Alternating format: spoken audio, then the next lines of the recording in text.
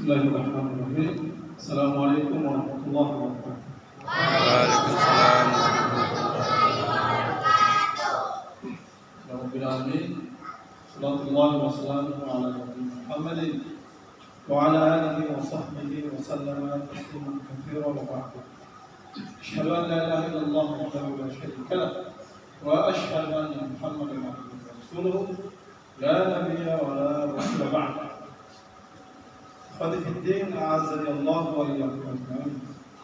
Jadi sekalian yang saya muliakan Allah Subhanahu wa taala, saya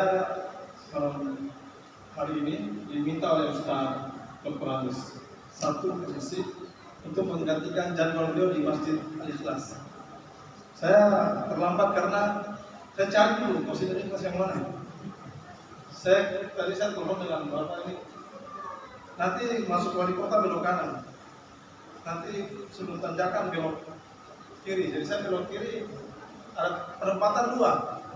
Saya tadi perempatan yang pertama saya belok sampai jauh sekali, ternyata tidak ketemu. Saya balik lagi, saya tanya orang, baru dapat Masjid Al-Ikhlas. Jadi alhamdulillah saya baru kali ini berada di Masjid Al-Ikhlas. Mudah-mudahan pertemuannya entah apakah ada pertemuan selanjutnya, mudah-mudahan itu menjadi pertemuan yang diberkahi oleh Allah Subhanahu wa taala. Al-Quran itu terkandung di dalamnya syariat, terkandung di dalamnya kisah, terkandung juga di dalamnya ancaman dan larangan. Maka kali ini izinkan saya untuk sedikit bercerita. Cerita ini dikisahkan oleh Al-Imam Az-Zahabi dalam kitab beliau yang beliau karang, nama kitabnya Al-Kabair. Apa itu Al-Kabair? Al-Kabair itu yang besar-besar. Maksudnya apa?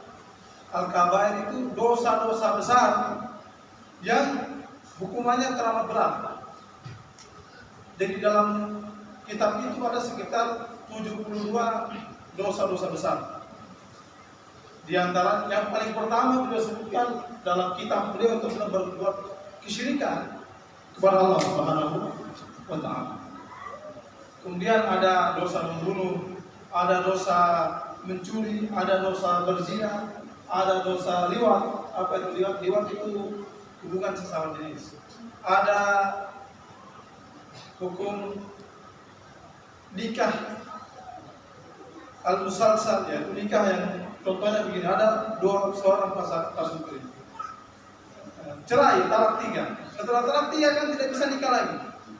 Harus ada laki-laki yang nikahi perempuan itu, kemudian cerai, baru nikah lagi dengan suami pertama.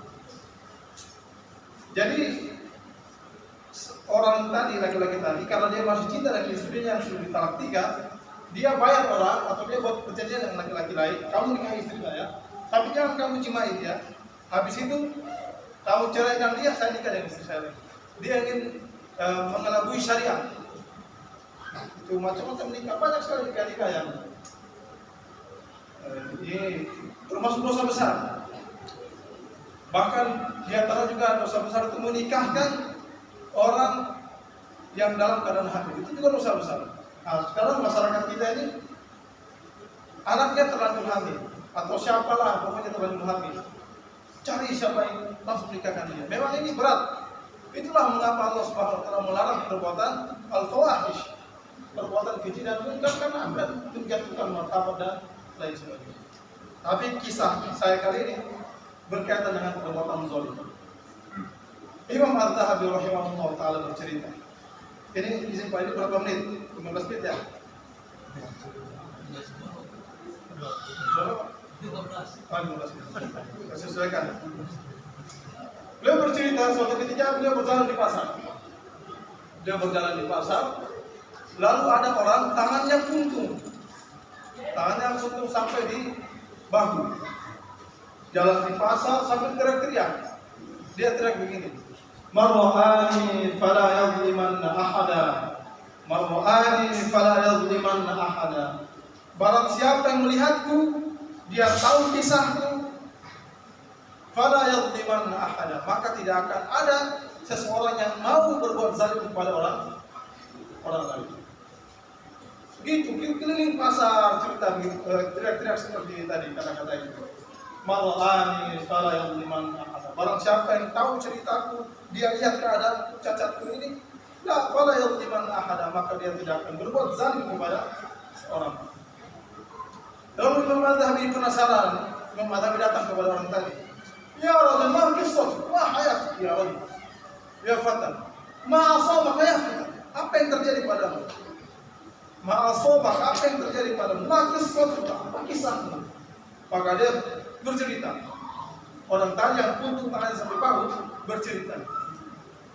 Ana kuntu jabbaran minal jababir. Dulu saya ini salah satu daripada anggota pemberontak, preman lah sekarang. Nah, terus thumma kemudian apa ceritanya? Lanjutkan. Dulu waktu itu saya jalan-jalan di pasar dengan gerombolan saya. Ada seorang nelayan, dia baru pulang dari ombak di laut sana. Dia bawa ikan besar. Fatum jimuni tilka samakan. Kemudian ikan itu membuat saya takjub dan ingin sekali punya ikan itu. Ikannya indah, besar, saya suka punya ikan itu. Ini ikan sudah mati padahal. Maka saya datang ke nelayan tadi, saya paksa dia. Ya, aduh. Aktinis sama kan, berikan ikan itu buat saya. Wa illa saujibron maka ya akhi. Kalau tidak saya akan paksa ini, saya paksa ambil ikan ini. Maka orang tadi, kasihan nelayan tadi bilang, ya akhi, wa inna mas-samaka u'tiha li ahli wa na'kulu minha ya fata. Ikan ini, wahai saudaraku, saya mau bawa pulang untuk istri dan anak. Kita makan sebagiannya, kita jual sebagiannya. Karena saya sudah terlalu jengkel, akhirnya kita tarik-tarikan ikan. Bainama al-aqwa minhu. Pada saat itu saya lebih kuat daripada nelayan itu. Pada saya lebih kekar, lebih berotot, lebih berisi.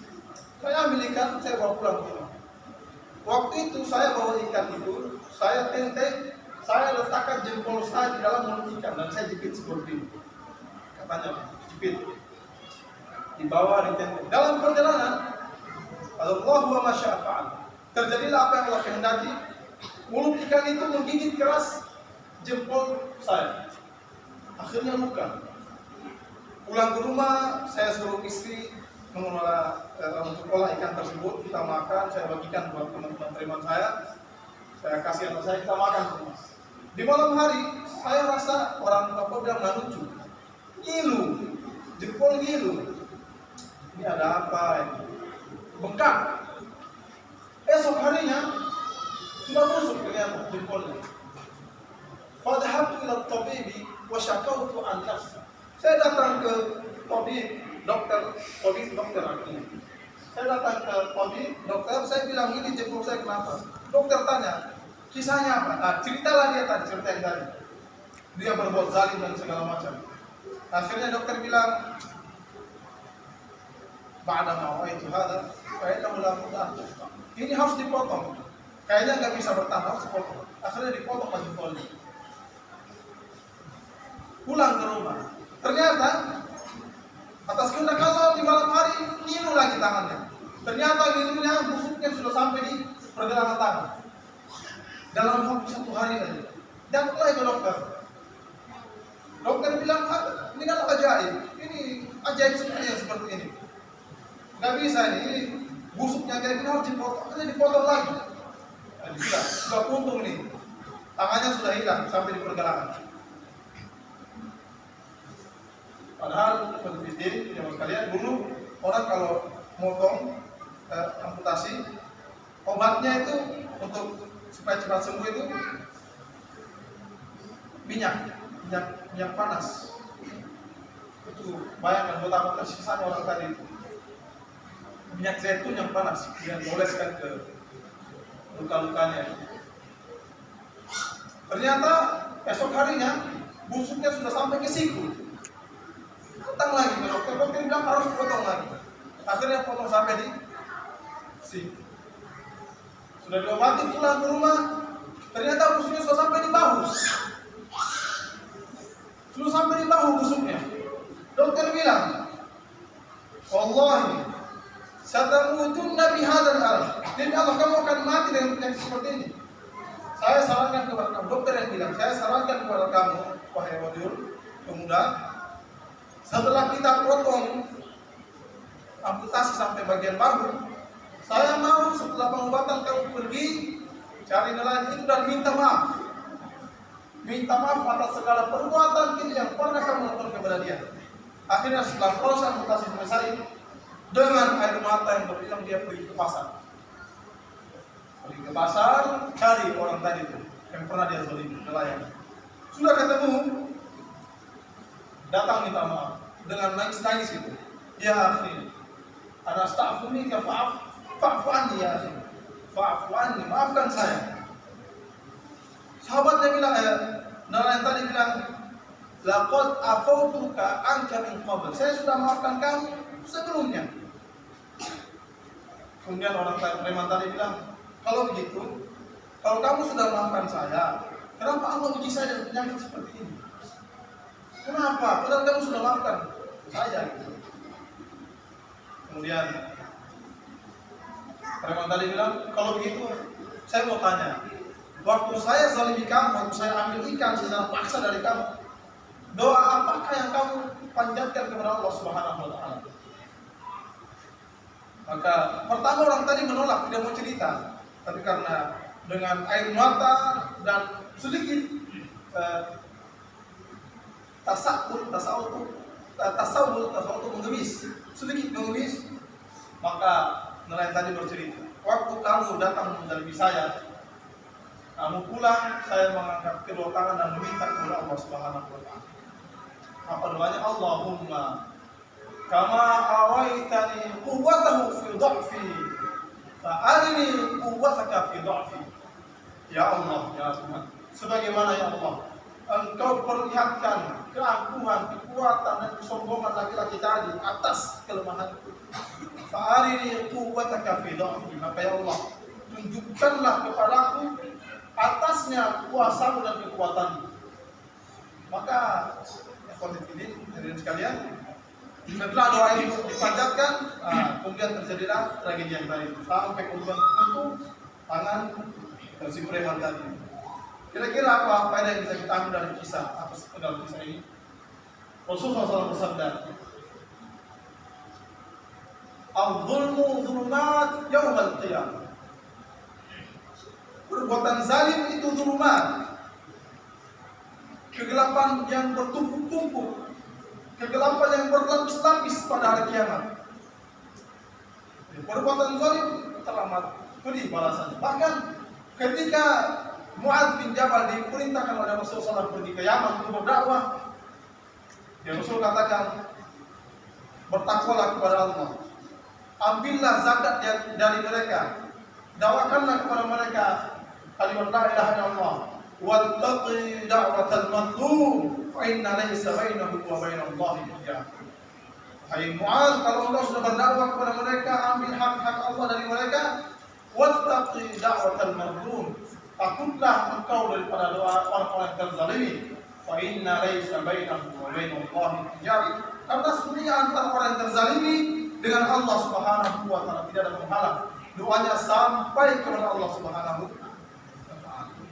Termasuk, jadi sebelum saya akhiri, kita ini kan sekarang polemik kita kebanyakan soal hutang piutang.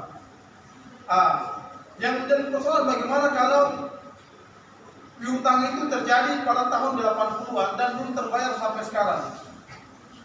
Sedangkan emas itu sudah berubah-ubah nilainya. Mata uang itu sudah berubah-ubah nilainya. Jadi nilai intrinsik daripada uang itu sudah berubah-ubah. Kalau ada orang pinjam 2 juta tahun 80, apakah adil dia kembalikan 2 juta tahun ini? Sudah tidak adil lagi, karena 2 juta zaman dulu mungkin bisa nikah 2-3 istri gitu. Sekarang 2 juta